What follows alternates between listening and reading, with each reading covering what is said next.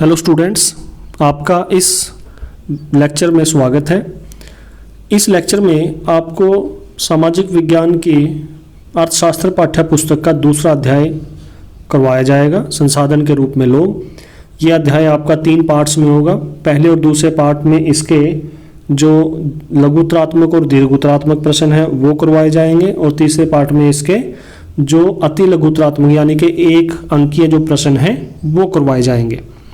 ये जो आपको वीडियो है इसके फर्स्ट पार्ट में इस चैप्टर का पूरा ओवरव्यू है, और उसके बाद कुछ क्वेश्चंस करवाए गए ताकि आप इसको सही तरीके से समझ पाएं।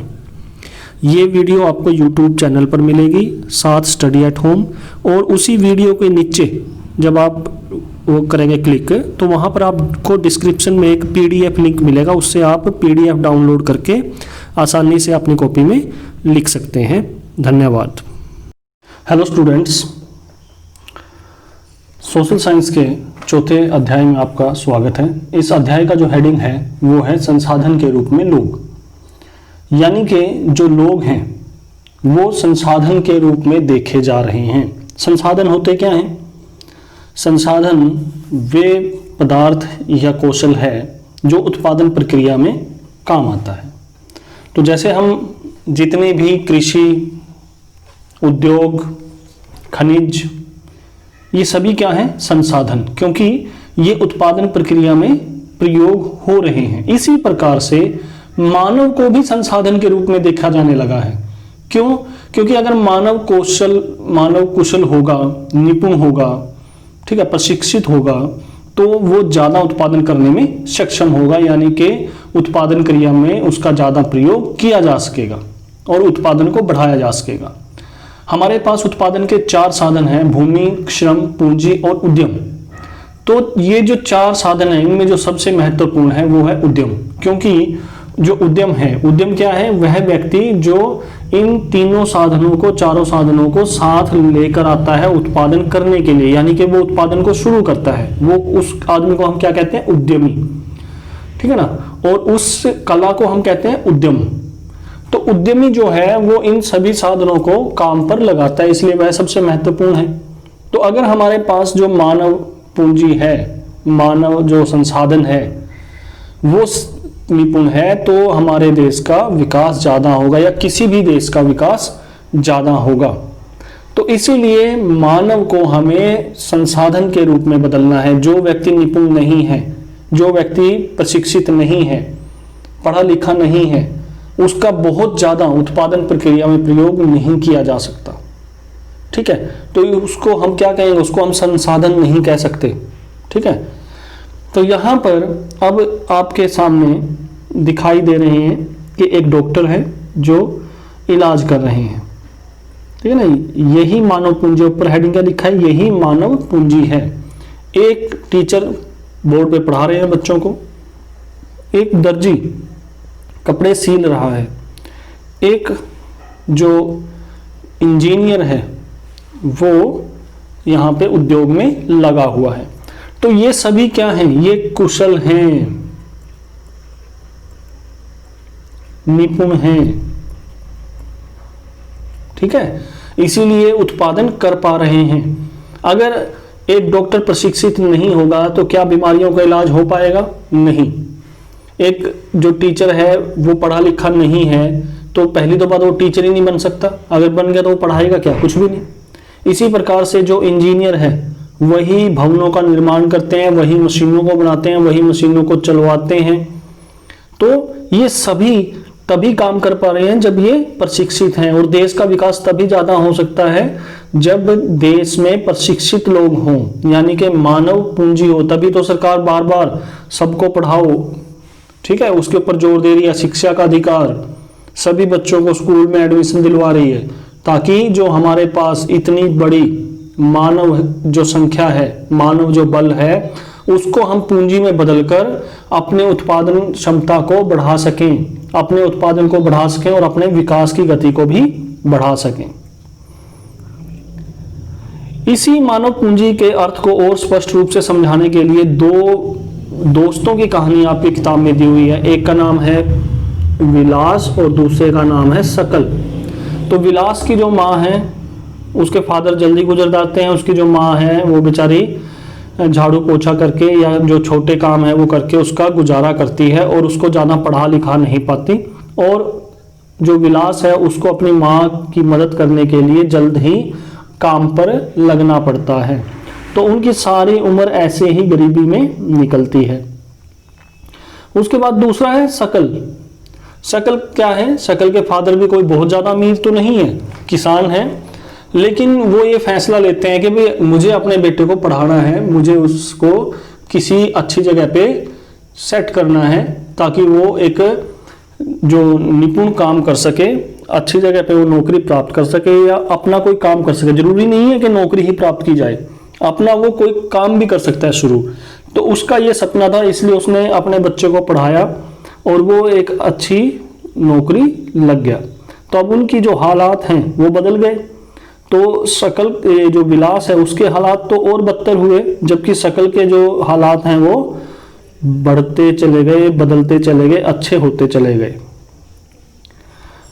अब यहां तक तो हमें ये पता चला कि इसका फायदा क्या है मानवीय पूंजी का। अब जो कार्य किए जाते हैं, मान लो जो मनुष्य है वो अलग अलग कार्यों में लगे हुए हैं, कोई सभी एक कार्य तो नहीं करते, कुछ खेती करते हैं, कुछ उद्योगों में लगे हैं, कुछ व्यापार में लगे हैं। तो जो लोग अलग अलग कामों में लगे हुए हैं, इन कामों को हम इनकी कुछ समानताओं और असमानताओं के आधार पर मुख्य समूहों में बांट सकते हैं।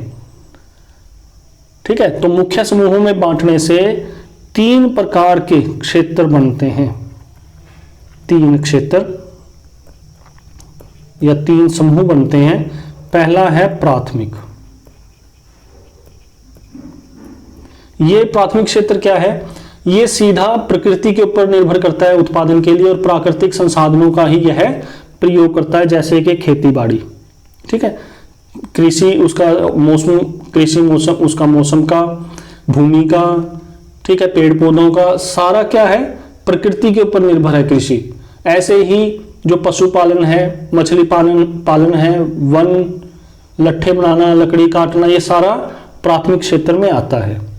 उसके बाद दूसरा है द्वितीयक क्षेत्र। द्वितीयक क्षेत्र में क्या आता है? जिसमें किसी वस्तु का रूप परिवर्तन करके उत्पादन किया जाता है। जैसे कि मान लो गेहूं है, गेहूं का रूप परिवर्तन करके उसका ब्रेड बना दिया, तो अब ये क्या है? द्वितीयक। जैसे लकड़ी है, लकड़ी लेकिन उसका रूप परिवर्तित करके उसका फर्नीचर बना दिया, तो वो क्या किया? उसका रूप परिवर्तन कर दिया। तो जहां पर जैसे कपास है, कपास से कपड़ा बनाकर उसकी कमीज बना दी, तो इसमें रूप परिवर्तन हुआ, तो ये द्वितीयक क्षेत्र में आता है। जो उद्योग होते हैं, विनिर्माण क्षेत्र होता है, वो हमारा द्वितीयक है। तीसरा तृतीयक। अब तृतीयक में किसी वस्तु का उत्पादन नहीं होता, ये सेवाओं से संबंधित है, इसको सेवा क्षेत्र भी कहा जाता है। सेवा क्षेत्र।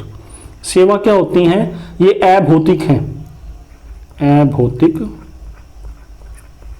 यानी कि ये किसी रंग रूप आकार की नहीं है, ये किसी पदार्थ से नहीं बनी होती, और ये इन सभी क्षेत्रों के संचालन के लिए जरूरी होती हैं। जैसे कि परिवहन। अब परिवहन जो कृषि है, कृषि पदार्थ जो हैं वो बाजार तक पहुंचाने हैं, बाजार से जो कृषि आगतें हैं जैसे कि खाद, बीज, दवाई, ये कहाँ तक लेके आनी है? खेत तक लेके आनी है, गांव तक लेके आनी है। तो उसके लिए किस चीज़ की जरूरत है? परिवहन की। इसी प्रकार से जो उद्योगों में बना सामान है वो भी मार्केट तक पहुंचाना है, बाजारों तक पहुंचाना है, तो उसके लिए भी परिवहन की जरूरत है। ऐसे ही बीमा आजकल फसल बीमा आने लग गया है, उद्योगों में तो काफ़ी पहले से ही फैक्ट्री का बीमा चलता है। उसी प्रकार से बैंकिंग, सभी को लोन की जरूरत है, जैसे KCC के द्वारा, किसान क्रेडिट कार्ड के द्वारा किसानों को सस्ती दरों पर लोन उपलब्ध करवाया जाता है ताकि वे नई तकनीक को अपना सकें, अपने खेतों में सुधार कर सकें। इसी प्रकार बीमा, बैंकिंग, शिक्षा, स्वास्थ्य, ये सभी क्या है? सेवाएं हैं। उसके बाद अब हमें ये तो समझ में आ गया कि मानवीय पूंजी क्या होती है, मानव संसाधन के रूप में क्या है, लेकिन इसको विकसित कैसे किया जाए। मानवीय पूंजी को, एक व्यक्ति को निपुण कैसे बनाया जाए, उसको कौशल कैसे प्रदान किया जाए, तो उसका एक तरीका है शिक्षा। तो सरकार आजकल शिक्षा के ऊपर बहुत खर्च कर रही है, सभी बच्चों को स्कूल में भेजने के लिए प्रावधान किए गए हैं। इसके अलावा ज़्यादा से ज़्यादा स्कूल, कॉलेजेस, यूनिवर्सिटीज, विश्वविद्यालय ये खोले जा रहे हैं ताकि ज़्यादा से ज़्यादा लोगों को शिक्षा मिल सके। और इसके साथ ही बहुत से प्रशिक्षण, जैसे कि प्रधानमंत्री स्वरोजगार योजना, प्रधानमंत्री प्रशिक्षण योजना, तो इन योजनाओं के द्वारा ज़्यादा से ज़्यादा लोगों को प्रशिक्षण दिया जा रहा है। ITIs, पॉलिटेक्निक्स, इनके द्वारा भी लोगों को ट्रेनिंग दी जा रही है, ठीक है ना, अप्रेंटिसशिप। तो ये सभी क्या है, निपुण बनाने के लिए, कौशल प्रदान करने के लिए या मानवीय पूंजी विकसित करने के तरीके हैं। उसी प्रकार से स्वास्थ्य, एक व्यक्ति अगर स्वस्थ नहीं है तो क्या बीमार व्यक्ति उत्पादन प्रक्रिया में बहुत ज्यादा योगदान दे सकता है? इसका उत्तर है नहीं। ठीक है, आप खुद सोचें, अगर आदमी स्वस्थ है तभी तो वो काम कर पाएगा, आप स्वस्थ हैं तभी तो पढ़ पाएंगे। अगर आप स्वस्थ ही नहीं हैं, बीमार रहते हैं, तो ना तो आप पढ़ाई कर पाएंगे और ना ही कोई दूसरा काम कर पाएंगे। इसी प्रकार से मानवीय पूंजी का है कि वो पूंजी तभी हो सकती है जब वो स्वस्थ है। एक व्यक्ति कुशल भी है, निपुण भी है, प्रशिक्षित भी है, ज्ञान भी रखता है वो, लेकिन वो बीमार रहता है, तो वो ज्ञान होते हुए भी उत्पादन प्रक्रिया में कोई योगदान नहीं दे पाएगा। तो इसलिए स्वास्थ्य भी बहुत जरूरी है। तो सरकार इसके ऊपर भी कार्य कर रही है, हॉस्पिटल ज़्यादा से ज़्यादा खोल रही है, ज़्यादा से ज़्यादा डॉक्टर बना रही है उनको, मतलब कि जैसे मेडिकल कॉलेजेस में, ज़्यादा मेडिकल कॉलेजेस होंगे तो ज़्यादा मेडिकल सीट्स होंगी, उसमें MBBS ज़्यादा निकलेंगे। ठीक है, तो MBBS ज़्यादा बनाए जा रहे हैं, हॉस्पिटल्स खोले जा रहे हैं, बेडों की संख्या बढ़ाई जा रही है। तो इस प्रकार से जो सरकार है वो स्वास्थ्य के ऊपर बहुत जोर दे रही है। तो ये इस चैप्टर की रूपरेखा है। इसके बाद आपको इस चैप्टर के जो क्वेश्चन हैं पाठ्य पुस्तक के, वो आपको करवाए जाएंगे और बहुविकल्पीय प्रश्न। स्टूडेंट्स, जो हमारा पहला प्रश्न है आज का, संसाधन के रूप में लोग से आप क्या समझते हैं? तो इसका उत्तर क्या है? संसाधन के रूप में लोग वर्तमान उत्पादन कौशल और क्षमताओं के संदर्भ में किसी देश के कार्यरत लोगों का वर्णन करने का एक तरीका है। यानी कि वर्तमान जो उत्पादन कौशल है और हमारे लोगों की जो क्षमता है, उत्पादन क्षमता, उसको बताने का ये एक तरीका है। भूमि, पूंजी व श्रम किसी देश के महत्वपूर्ण संसाधन है क्योंकि ये आगे उत्पादन में सहायता करते हैं, परंतु वास्तव में मानव पूंजी इन सभी संसाधनों से श्रेष्ठ है। वो मैंने आपको बताया था शुरू की डिस्कशन में। क्यों? क्योंकि ये तीनों को साथ लेके आती है। अब भूमि पड़ी रहे और किसान उसके ऊपर खेती ना करे तो क्या फायदा है? ठीक है, फैक्ट्री ही ना लगाई जाए तो कपड़ा कैसे उत्पादित होगा? तो ये सभी संसाधनों को साथ लेके आती है। मानव संसाधन भूमि और पूंजी जैसे संसाधनों का कुशलता से प्रयोग कर सकते हैं। भूमि व पूंजी जैसे संसाधन स्वयं कार्य नहीं कर सकते। तो अगर एक देश की, जैसे कि मैं आपको अफ्रीका का बताता हूं, अफ्रीका एक महाद्वीप है। अफ्रीका एक महाद्वीप है। उस महाद्वीप में सबसे ज्यादा प्राकृतिक संसाधन हैं, यानी कि बहुत ज्यादा प्राकृतिक संसाधन हैं। खनिज हो, चाहे पेड़ पौधे हो, वनस्पति हो, तो ये सब वहां पर बहुत ज्यादा है। लेकिन मानव पूंजी यानी कि प्रशिक्षित लोग वहां पर कम हैं, इसीलिए वहां पर सबसे ज्यादा गरीबी है। लोग भुखमरी का शिकार हैं, वहां पर गृह युद्ध चलते रहते हैं। क्यों? क्योंकि उन संसाधनों का सही प्रयोग नहीं हो रहा। और उन संसाधनों का प्रयोग कौन कर रहा है? जिनके पास मानव पूंजी है, जैसे अमेरिका या जो यूरोपीय देश हैं या चीन, ये जो देश हैं ये वहां के संसाधनों को जाकर खरीद लेते हैं, उनके ऊपर अपना कब्जा कर लेते हैं और उन संसाधनों का प्रयोग अपने विकास के लिए करते हैं। दूसरा, मानव संसाधन भूमि, भौतिक पूंजी जैसे अन्य संसाधनों से कैसे भिन्न है? तो मानव संसाधन ये दिया है इधर, भूमि और दूसरे जो भौतिक पूंजी संसाधन है वो दिए हुए हैं। तो मानव, पहला पॉइंट है, मानव संसाधन उत्पादन का एक सक्रिय साधन है। ठीक है, सक्रिय साधन क्या है? कि ये शुरू करेगा, यही संसाधनों को साथ लेके आएगा, यही उसमें नई नई जो संभावनाएं हैं वो तलाशेगा। जो एक आर्ट होती है, क्रियाकलाप होते हैं, जो एक नई चीज बनानी होती है, वो मनुष्य का दिमाग ही कर सकता है। भूमि अपने आप पड़ी पड़ी तो ये नहीं कहेगी कि एक नई खेती कर लूं या एक नए तरीके से खेती कर लूं। उसके ऊपर जो मानव जो दिमाग है, मानव जो पूंजी है, वो दिमाग लगाएगा, नहीं मुझे ड्रिप इरिगेशन करनी है, बूंद बूंद पानी देना है, या मुझे कौन सी करनी है, हॉर्टिकल्चर करना है, यहाँ फूलों की खेती करनी है। तो वो कौन है? मनुष्य ही है, मानव पूंजी है। इसमें क्या है? यह एक निष्क्रिय साधन है कि अगर इसका प्रयोग करेंगे तो ठीक है, नहीं करेंगे तो ये पड़ा है। ये अपनी तरफ से कोई भी पहल नहीं करेगा। दूसरा, यह उत्पादन का प्राथमिक साधन है और यह उत्पादन का द्वितीयक साधन है।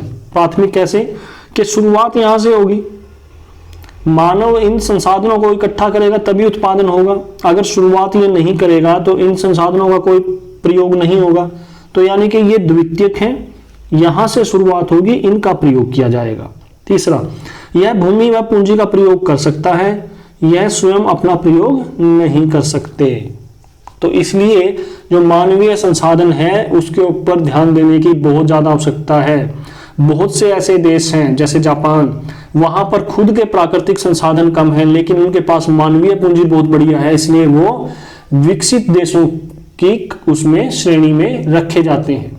तो ऐसे ही हमें भी, हमारे पास जो इतनी जनसंख्या है उसका अगर हम सही प्रशिक्षण उनको दें, उनका कौशल विकसित करें, तो हमारा देश भी दिन दुगनी रात चौगुनी प्रगति कर सकता है, विकसित राष्ट्र बन सकता है।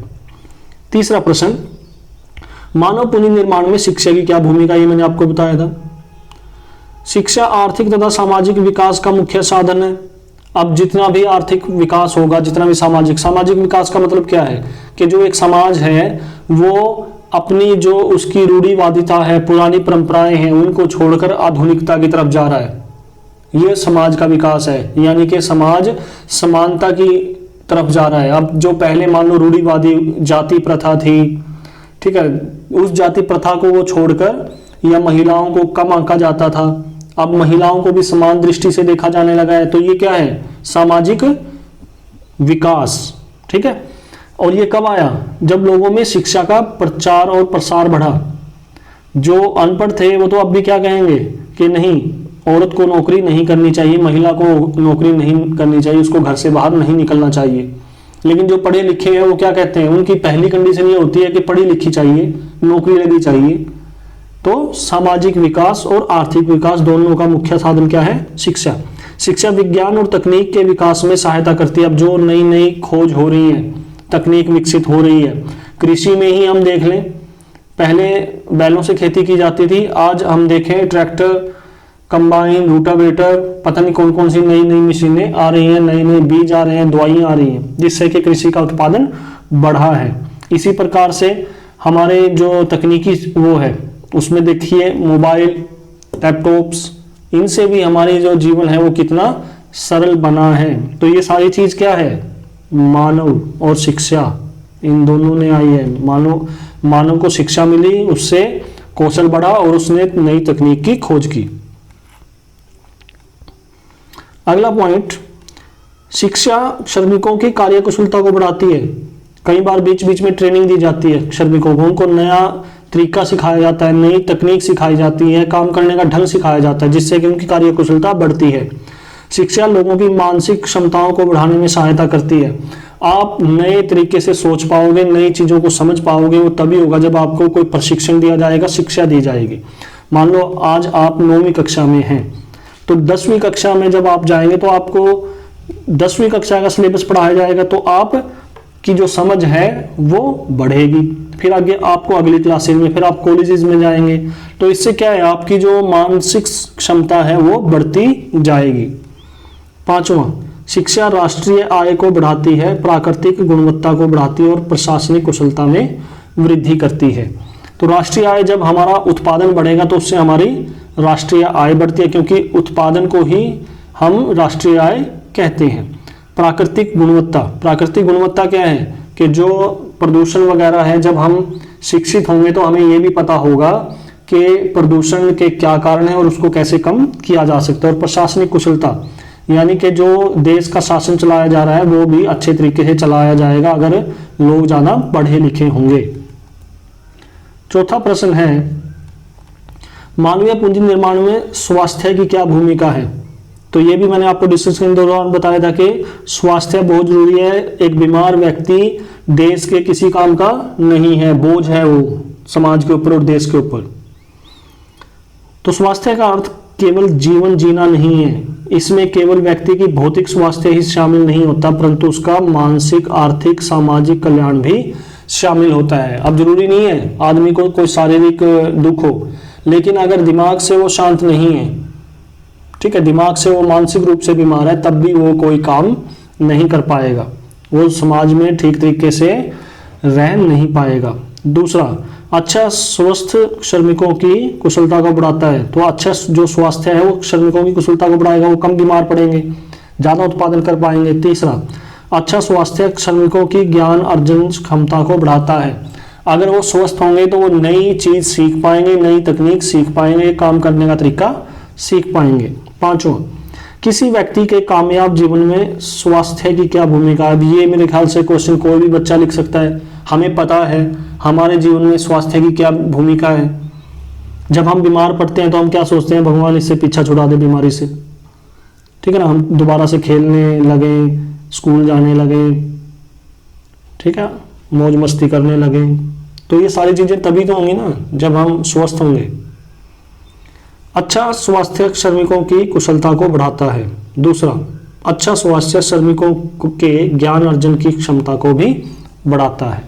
तो ये ऊपरले वाले पॉइंट ही यहाँ पे प्रयोग हो जाएंगे। उसके बाद हमारा छठा प्रश्न है, प्राथमिक, द्वितीयक और तृतीयक क्षेत्रों में किस तरह की विभिन्न आर्थिक क्रियाएं संचालित की जाती हैं? तो प्राथमिक क्षेत्र की क्रियाएं ये मैंने आपको बताया था डिस्कशन के दौरान। प्राथमिक क्षेत्र की गतिविधियां वे हैं जो प्रत्यक्ष रूप से प्राकृतिक संसाधनों के साथ संबंधित होती हैं, जैसे वानिकी यानी कि वन, मत्स्य पालन, खनन, डेयरी, कृषि, ठीक है, ये सारी क्या है, प्राथमिक। द्वितीयक वे क्रियाएं हैं जिसमें उत्खनन या विनिर्माण शामिल होता है, यानी कि इसमें रूप परिवर्तन किया जाता है। इसमें इस क्षेत्र में प्राथमिक क्षेत्र के उत्पादों को अन्य वस्तुओं में बदला जाता है, यानी कि रूप परिवर्तन। यह बदलाव मनुष्यों या मशीनों द्वारा किया जाता है, उदाहरण के लिए विनिर्माण व उत्खनन। तीसरा, तृतीय क्षेत्र में वे क्रियाएं आती हैं जो प्राथमिक और द्वितीय क्षेत्र को सेवाएं प्रदान करता है।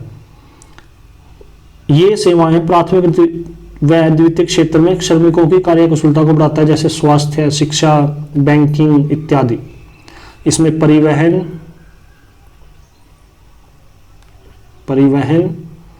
ठीक है ना, बीमा, ये सारा इसी में आता है। उसके बाद सातवां प्रश्न हमारा है, आर्थिक और गैर आर्थिक क्रियाओं में क्या अंतर है? तो ये अंतर समझते हैं हम। आर्थिक क्रियाएं अर्थव्यवस्था में वस्तुओं व सेवाओं के उत्पादन या प्रवाह को सुनिश्चित करती हैं। गैर आर्थिक क्रियाओं से वस्तुओं व सेवाओं का कोई प्रवाह अर्थव्यवस्था में नहीं होता, यानी हम कह सकते हैं कि ये उत्पादन से संबंधित है, ये उत्पादन से संबंधित नहीं है, ठीक है। दूसरा, जब आर्थिक क्रियाओं में वृद्धि होती है तो इसका अर्थ है अर्थव्यवस्था में प्रगति, यानी कि हमारा उत्पादन बढ़ेगा। अगर आर्थिक क्रियाओं में वृद्धि है तो इससे हमारा उत्पादन बढ़ेगा, उत्पादन बढ़ेगा तो हमारे देश का विकास बढ़ेगा। गैर आर्थिक क्रियाओं में होने वाली कोई भी वृद्धि का अर्थव्यवस्था की प्रगति का कोई निर्धारक नहीं है। तीसरा, आर्थिक क्रियाओं से वास्तविक व राष्ट्रीय आय में वृद्धि होती है, गैर आर्थिक से कोई वृद्धि नहीं होती, ठीक है। तो इस प्रकार ये हमारे क्वेश्चन कंप्लीट हैं। हम गैर आर्थिक क्रियाएं किसको कह सकते हैं? जैसे कि धर्म से संबंधित, ठीक है ना, ये गैर आर्थिक है क्योंकि इनका उत्पादन प्रक्रिया से कोई लेना देना नहीं है, वस्तुओं के प्रवाह से लेना देना नहीं है। तो अगर धार्मिक क्रियाएं ज़्यादा बढ़ रही हैं तो इसका अर्थ ये नहीं है कि देश का विकास बढ़ रहा है, क्योंकि इसका उत्पादन से कोई लेना देना नहीं है। तो इसको हम कह सकते हैं गैर आर्थिक क्रियाएं, और जो उत्पादन से लेना देना है जिनका, उनको हम क्या कहेंगे? आर्थिक क्रियाएं। तो ये आप कंप्लीट कर लें, इसके बाद इसके दूसरे और तीसरे पार्ट में इसको चैप्टर को कंप्लीट किया जाएगा। धन्यवाद। स्टूडेंट्स, इस वीडियो के नीचे डिस्क्रिप्शन में आपको एक लिंक मिलेगा PDF। आप उस लिंक से PDF डाउनलोड करके अपनी कॉपी में आराम से लिख सकते हैं। धन्यवाद।